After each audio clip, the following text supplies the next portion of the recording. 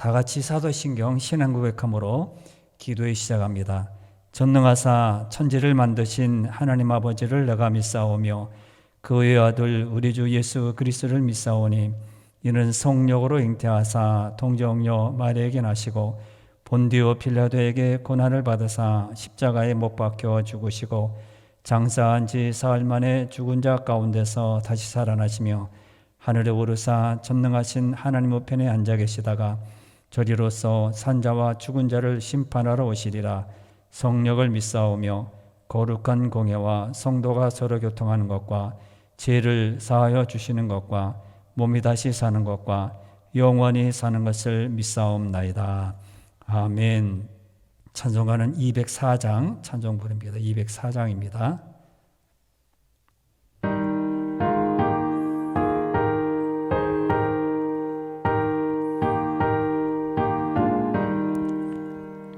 주의 말씀 듣고서 준행하는 자는 반석 위에 떠닫고 집을 지음 같아.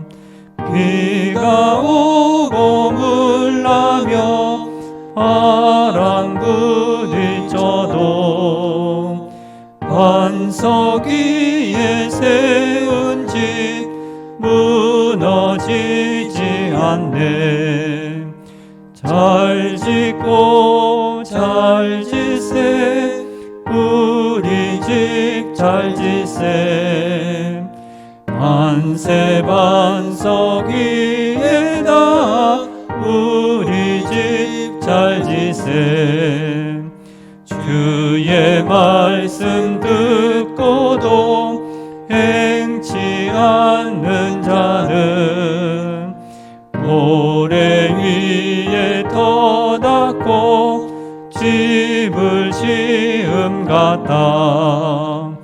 비가 오고 물나며 바람 부딪힐 때 모래 위에 세운 집 크게 무너지네.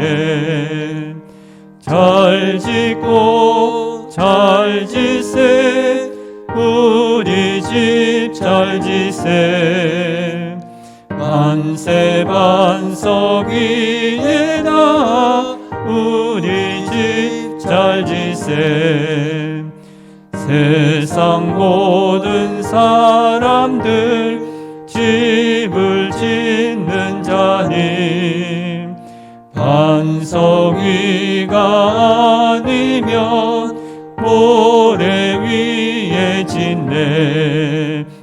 우리 구주 오셔서 지은 상을 줄 때 세운 공로 따라서 영영 상 벌 주리.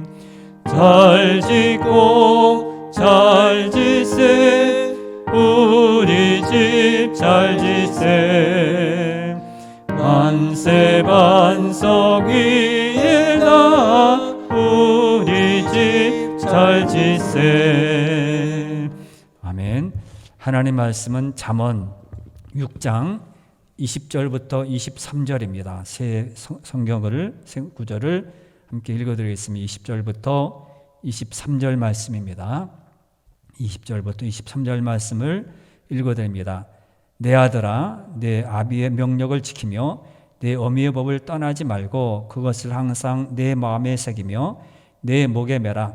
그것이 내가 다닐 때에 너를 인도하며 내가 잘 때에 너를 보호하며 내가 깰 때에 너와 더불어 말하리니. 대저 명령은 등불이요 법은 빛이요 훈계의 책망은 곧 생명의 길이라. 아멘. 오늘 말씀의 제목은 말씀을 마음에 새기고 목에 매라.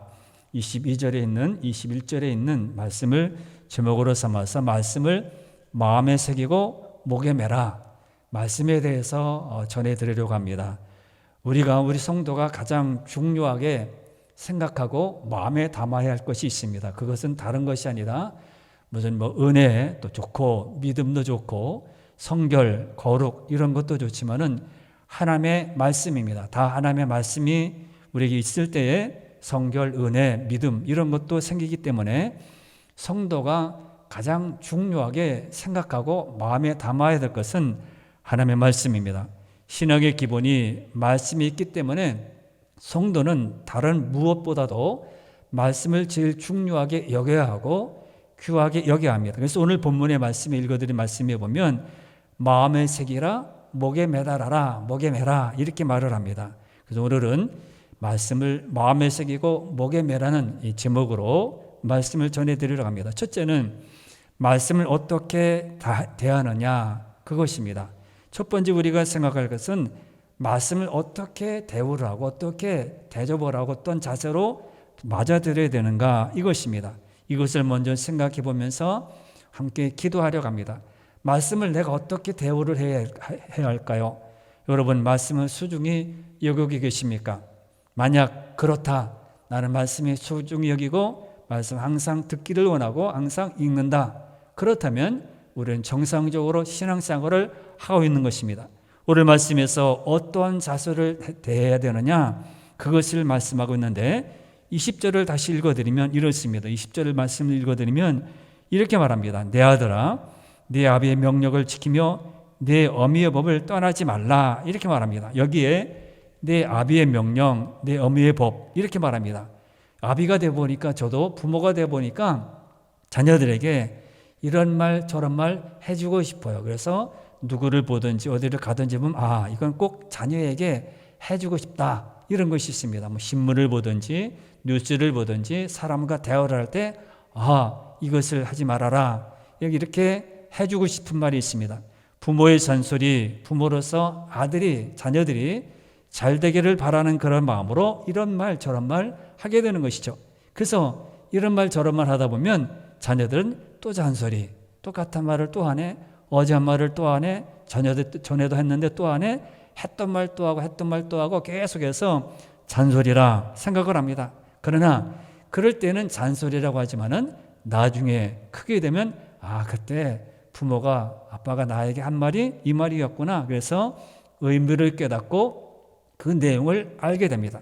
그래서 아비의 명령, 어미의 법 이렇게 말하는 것은 나를 가장 잘 되기를 바라는, 그래서 결혼식에도 모든 사람들 앞에, 하객들 앞에서 이 두 사람이 앞으로 잘 살아가기 위해서 잘 지켜봐 달라, 잘 후원해 달라, 기도해 달라 그렇게 부탁을 하지 않습니까? 그래서 이게 잘 되기를 바라는 것이 부모구나, 아버지와 어미가. 그래서 20절에 아비의 명령, 어미의 법 이렇게 말하는 것은 가장 나를 잘 되기를 바라는 사람이기 때문에 그 말을 들어라 이런 뜻입니다.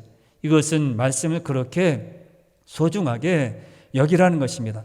또 다른 표현이 있는데 21절을 읽어드립니다. 21절을 읽어드리면 이렇습니다. 그것을 항상 내 마음에 새기며 내 목에 매라 이렇게 말합니다. 항상, 언제나, 어디를 가든 누울 때 잠잘 때 뒤에 나옵니다. 어디를 가든지 항상 마음에 새기고 내 목에 매라 이렇게 말을 합니다. 이 말씀을 가볍게 여기지 말고 중요하게 너는 다른 모든 것보다도 영순위도 제일 우선으로 두라. 말씀을 다른 사람들은 이렇게 항상 다른 곳에 둘 때가 참 많습니다. 그래서 이렇게 높은 산에 올라가다 보면 거기에 이름 새긴 것이 많습니다. 시를 써는 것도 있고 이름 써는 것도 있고 순수비라고 해서 영토, 여기까지가 우리나라 땅이다. 그래서 순수비, 전쟁에서 이긴 순수비들이 많이 있고 또 중국에 보면 큰 높은 산에 보면 거기에 시를 쓰는 것, 이름 엄청나게 많이 써놨습니다. 심지어는 개인적인 그런 이름들도 많이 기록해 놓았습니다. 써놨습니다. 그런데 그 모든 이름들을 새겨놓은 것을 보면 오랜 세월이 지나면 빛발해 가지고 이렇게 무슨 글씨인지 제대로 알 수 없습니다. 아무리 돌에 새겨놓아도 세월이 가면 잊어지게 되고요, 잃어버리게 되고요, 우리의 머리에서 지워지게 됩니다. 그러므로 뭐라고 합니까? 마음에 새기라, 내 마음에 새기라 그렇게 말합니다. 이것은 세월이 지나도 마음에 새긴 것은 없어지지 않기 때문에 남아있는 겁니다. 그래서 말씀을 내 마음에 돌에 새기지 말고 어디 무슨 기념비를 세우지 말고 그런 것을 다 정권이 바뀌게 되면 다 없어집니다. 예전에 어느 대통령이 뭐 만드는 것마다 자기 이름을 새겨놨습니다. 그러나 정권이 바뀌니까 다 없애버렸습니다. 이렇게 없어집니다. 마음에 새기면, 내 마음에 있게 되면 없어지지 않는 것이죠. 우리는 목걸이를 합니다. 목에 목걸이를 합니다. 목에 맨다는 것은 그만큼 가까이 하고 소중히 여긴다는 것입니다. 이렇게 말하는 것은 한결같이 마음에 목에 매라는 것은 집중할 것을, 소중히 여길 것을 요구하고 있습니다. 여러분, 시대가 좋아져서 편리해졌다 해도 스마트를 열고 앱을 깔게 되면 찬송이나 성경이나 다 볼 수 있습니다. 그래도 우리는 말씀을 귀하게 여겨야 하고 소중히 다뤄야 합니다. 아비의 명령, 이것은 뭡니까? 반드시 지켜야 할 말씀이란 그런 뜻입니다. 어미의 법은 말씀을 새겨들어야 할 말씀이라 이런 것입니다. 마음에 새기라는 것은 당연히 자꾸 접하고 마음에 새겨서 내 마음에 담고 있으라는 겁니다. 목에 매라는 것은 말씀을 역시 가까이 놓고 늘 접해야 한다. 늘 내가 마음에 담고 있어야 된다는 뜻입니다. 이런 것들을 오늘날로 이야기하면 읽고 또 읽고 계속 읽어서 반복적으로 읽어서 나의 것으로 만들라는 것입니다. 그러므로 우리는 말씀을 귀하게 여겨야 합니다. 두 번째는 말씀이 어떤 역할을 하는가 합니다. 말씀이 나에게 어떤 역할을 하느냐. 오늘 본문에서 말씀이 어떤 역할을 하는 것인지 잘 기록하고 있습니다. 히브리서 4장 12절 말씀을 읽어야 됩니다. 히브리서 4장 12절 말씀입니다. 하나님의 말씀은 살아있고 활력이 있어 좌우의 날선 어떤 검보다도 예리하여 혼과 영과 및 관절과 골수를 찔러 쪼개기까지 하며 또 마음의 생각과 뜻을 판단하나니. 오늘 히브리서 4장 12절은 뭐라고 합니까? 말씀이 살아있다고 합니다. 말씀이 살아있대요. 죽은 것이 아니라 살아있다고 합니다. 말씀은 시대를 가리지 않고 살아서 계속 움직인다는 겁니다. 살아있으면 움직이는 것이죠. 말을 하든지 뭐 움직이든지 그렇습니다. 과거에도 그렇듯이 오늘날에도 말씀의 역사를 체험하는 사람들은 하나님 앞에 헌신하고요. 항상 말씀 앞에 겸손하게 되고요. 항상 신앙으로 날마다 살아가게 됩니다. 22절에서도 이렇게 말씀합니다. 말씀이 역사하는 것을 이렇게 기록합니다. 22절을 읽어드립니다. 22절을 읽어드리면 이렇습니다. 그것이 내가 다닐 때에 너를 인도하며 내가 잘 때에 너를 보호하며 내가 깰 때에 너와 더불어 말하리라. 그렇게 말합니다. 뭐라고 합니까? 생활 속에서 역사한다는 거예요. 여기 말씀해 보면 내가 다닐 때에, 내가 잘 때에, 내가 깰 때에 이렇게 말합니다. 우리가 어디를 가든지 자든지 깨든지 말씀이 우리에게 말을 한다는 거예요. 희한하죠? 왜요? 살아있기 때문에. 말씀은 읽은 그때는 몰랍니다. 잘 몰라요. 무슨 말인지. 설교를 들어도 무슨 내용인지 자꾸 잃어버립니다. 제목도 잃어버리고요. 또 성경의 모든 내용도 다 잃어버립니다. 그러나 나중에 말씀이, 내가 들은 그 말씀이 자꾸 말을 건다는 겁니다. 말을 한다는 거예요. 가만히 있는 것이 아닙니다. 그래서 때로 말씀을 읽을 때 감동입니다. 행복하죠. 그런데 중요한 것은 평소에는 아무 상관이 없어요. 아무 감동도 없습니다. 그런데 우리가 사는 일상에서 자연이 나에게 말을 하고 우주가 말을 하고 또 우주에 모든 일어난 일들이 나에게 말합니다. 지진을 보고 화재를 보면서 나에게 말을 합니다. 신호등을 보면서도 나에게 말을 합니다. 우리가 살아가는 모든 일상에서 하나님께서는 나에게 말씀을 나에게 하시는 것입니다. 그런데 우리는 무슨 그게 하나님의 말씀이냐? 그것은 세상이 악해서 그렇고 세상이 나빠서 그렇고 저 사람이 나라를 잘못 다스려서 그런 것이지 무슨 하나님이 말씀하시냐? 아닙니다. 성도에게 하나님께서는 기도하라고, 인내하라고, 하나님을 바라보라고, 말씀 안에 날마다 살라고, 예배를 살라고 우리에게 자꾸 말을 합니다. 그런데 우리는 무시해버립니다. 그게 무슨 요즘 시대에 그게 맞는 것인가? 말씀은 길을 걸어갈 때도 나에게 말을 합니다.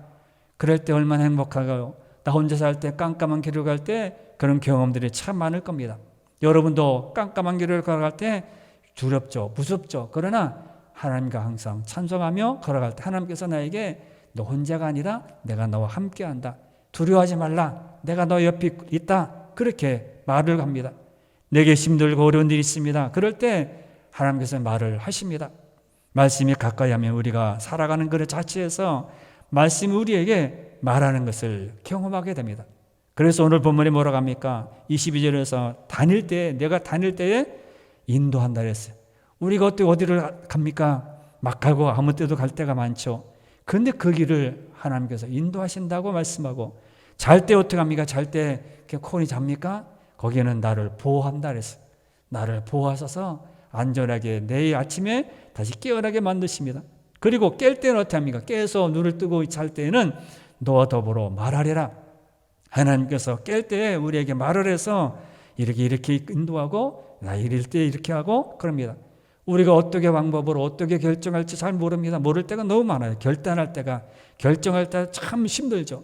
그럴 때 우리를 말을 해서 이렇게 하도록 그렇게 이끌어 가십니다. 얼마나 감사합니까? 신앙의 마음으로 우리 생활 속에서 하나님은 말씀이 나에게 말을 하셔서 자연으로 와라, 아름답지 않느냐? 그렇게 아름다운 것을 보고 다른 사람을 보면서 아니 그러면 안 되지, 그것을 깨닫게 되고요. 자연의 이치의 모든 나타나는 것을 보면서 그렇게 살라, 우리가 알려주십니다. 또 두 번째는 뭡니까? 나도 모르는 사이에 말씀이 다가오는 것을 느끼게 됩니다. 모르는 사이에 하나님께서 나에게 가까이 와서 이것이다 저것이다 알려주십니다. 내가 굳이 말씀을 깨달아야 되고 의도하지 않았는데 하나님께서 나에게 중요하게 생각하셔서 그걸 말씀으로 날마다 다가오게 만드십니다. 몰라요. 나는 다가오는지도 모릅니다. 나와 함께한 사람이 누군지도 모릅니다. 그런데 하나님, 나는 모르는 사이에 말씀이 다가와서 나에게 힘을 주고요. 때로는 나에게 인내하며 또 믿음으로 살도록 만드십니다. 말씀을 가까이 하는 사람에게 말씀은 살아서 역사합니다. 말씀대로 한다는 의식이 없을 때조차도 말씀은 우리 속에서 역사해서 우리를 말씀의 은혜 가운데로 인도하여 갑니다. 우리가 무의식 중에서도 그래서 신학으로 살고 은혜로 살고, 그래서 신학의 연조가요 중요한 것입니다. 그냥 오랫동안 믿고 그냥 왔다 갔다 한 사람은 모르지만은 오랫동안 1대, 2대, 3대, 4대, 5대 쭉 내려오면서 신학을 지켜온 그런 가정들을 보면 항상 무의식 중에서도 선택을 믿음으로, 교회로, 은혜로 항상 말씀으로 나아가게 만들어서 그렇게 살아갑니다. 그러나 신앙의 연조가 짧든지 아니면 그냥 기도도 하지 않고 그냥 주일만 와가지고 동거리 왔다가 가고, 뭐 기도나 헌신이나 충성이나 모든 것을 하지 않고 그리고 한다들은 뭘 들려줘도 모릅니다. 그러나 긴 세월 동안 끊임없이 기도하고 믿음으로 신앙으로 살아가는 사람에게 당신은 몰라요. 의식이 없어요. 내가 정한 것이 맞나 틀리나 또 의심할 때도 참 많습니다. 그러나 하나님께서는 그럴 때에도 나에게 가까이 다가오셔서 은혜로 인도하고요. 그 일이 잘 되도록 만드십니다. 우리는 무슨 일을 한다면 모르겠어, 나는 이제 하나님 알아서 하시든지 그럴 때가 있습니다. 그럴 때 하나님께서 나에게 무의식 중에 정했지만은 그것을 하나님께서 역사하신다는 겁니다. 여러분, 성경에서 가장 안타까운 때가 있습니다. 엘리 제사장 때입니다. 그때는 말씀이 시기하여 이상이 보이지 않았다. 사무엘상 3장 1절 말씀을 읽어야 됩니다. 사무엘상 3장 1절에 보면 이렇게 기록합니다.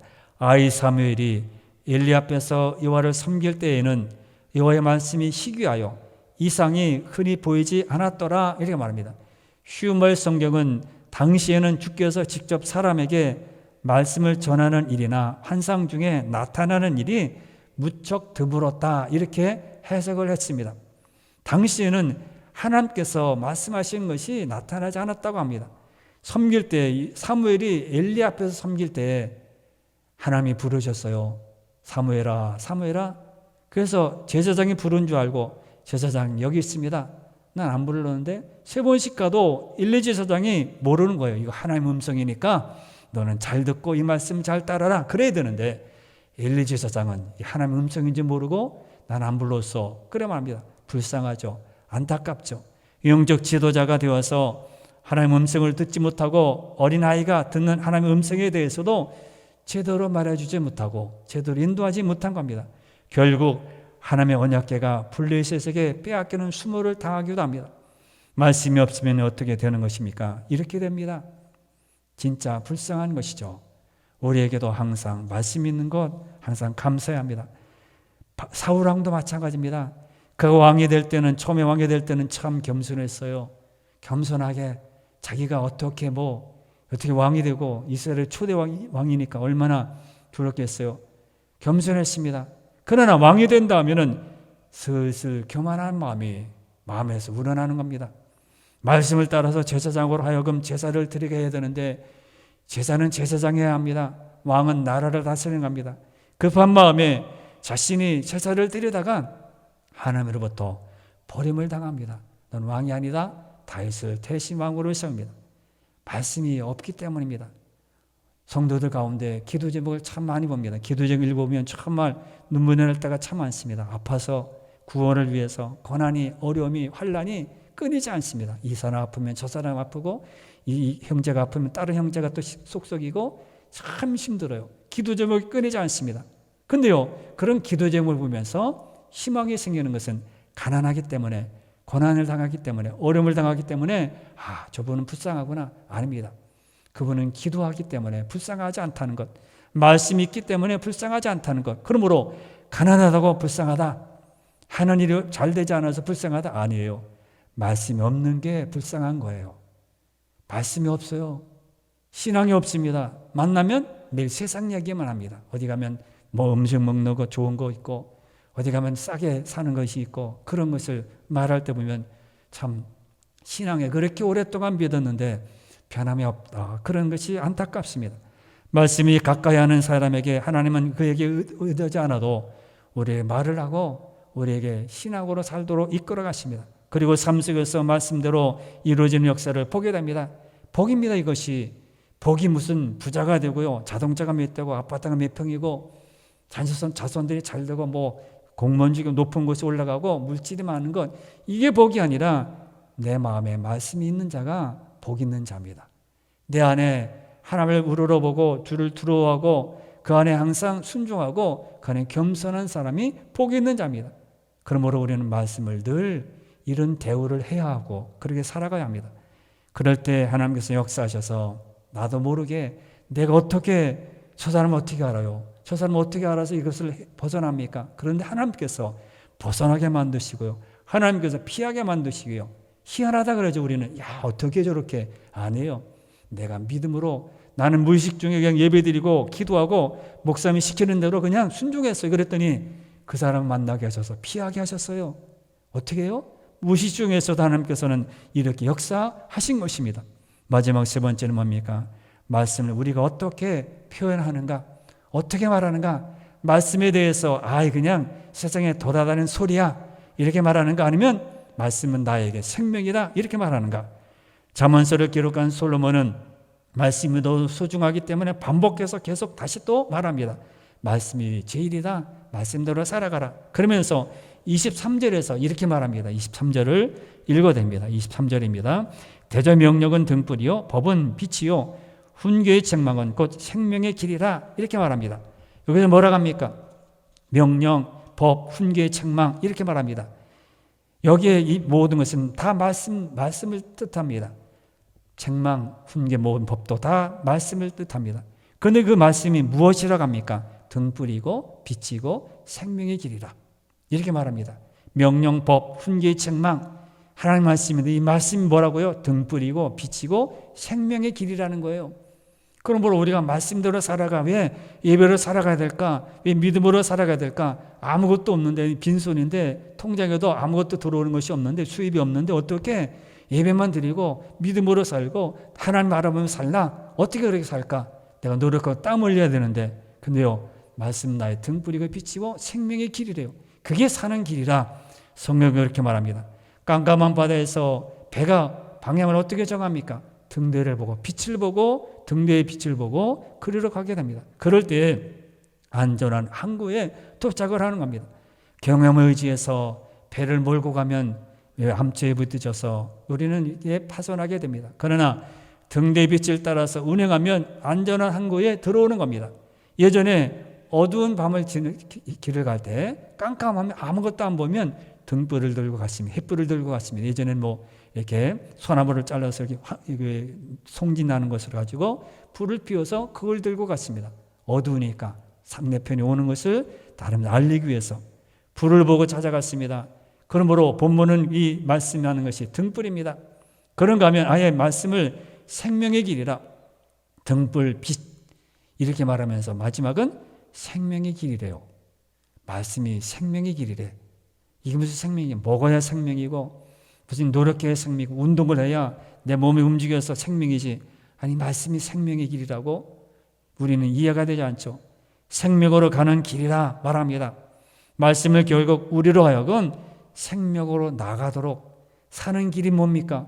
우리가 어려움에서 고난에서 기도 제목에 그런 모든 힘든 거에 있어서 벗어나는 방법이 뭐예요? 노력해야 될까요? 사람 만나서 해결해야 될까요? 말씀을 따라서 기도하고 예배드리며 주께 맡기는 것. 어떻게 보면 무모하죠. 어떻게 보면 저 사람 이상한 것이 아닌가? 그러나 본문에 뭐라고 합니까? 생명의 길이래요. 사는 길이, 성도가 사는 길이 세상에 있지 않습니다. 사람에게 있지 않습니다. 높은 사람에게 있지 않습니다. 돈에 있지 않습니다. 생명의 길이 말씀에 있습니다. 우리는 그 길로만 가면 돼요. 그 길로 가면 생명에 이르게 됩니다. 생명에 이르는 길이 감춰졌다면 얼마나 억울합니까?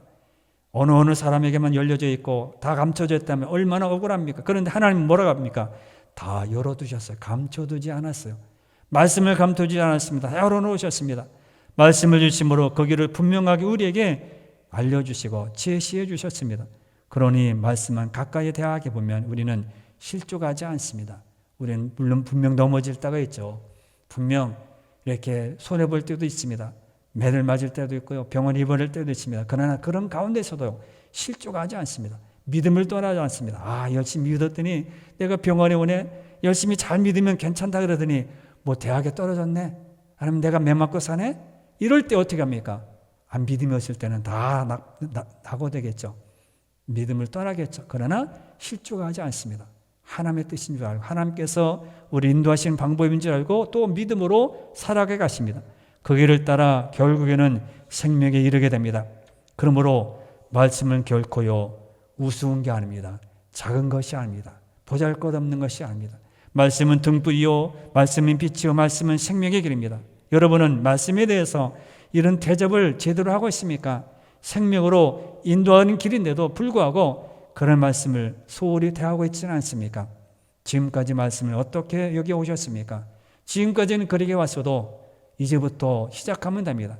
중요한 것은 이제부터입니다. 지금부터 말씀대로 살고 믿음으로 살고 기도하고 세상적인 것은 다 내려놓고 세상은 그래요. 저번에도 말씀드렸죠. 사람은 그렇습니다. 사람을 바꿔봐야 똑같아요. 사람은 세상은 그렇습니다. 거기 왜 저런 일이 아이고 왜 저렇게 사람이 왜 약할까? 그래요. 사람은 세상은 그렇습니다. 세상은 악해요. 우리는 말씀대로 믿음으로 신앙으로 살아갑니다. 그럴 때 우리는 지금부터 말씀대로 살면 우리를 어떻게 해요? 빛으로 온전한 등불로 생명의 길로 우리를 인도해 주십니다. 성도에게 말씀보다 중요한 것은 없습니다. 이것이 참된 지혜입니다.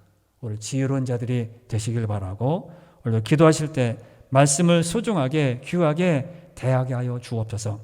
말씀이 말하는 대로 행하게 하여 주옵소서. 말씀이 등불이요 빛이요 생명의 길임을 알고 살아가게 하옵소서. 이렇게 기도하는 여러분들이 되시길 바라고 전도주일과 수능 학생들을 위해서 꼭 기도해 주시길 바랍니다. 다 같이 기도하겠습니다. 주여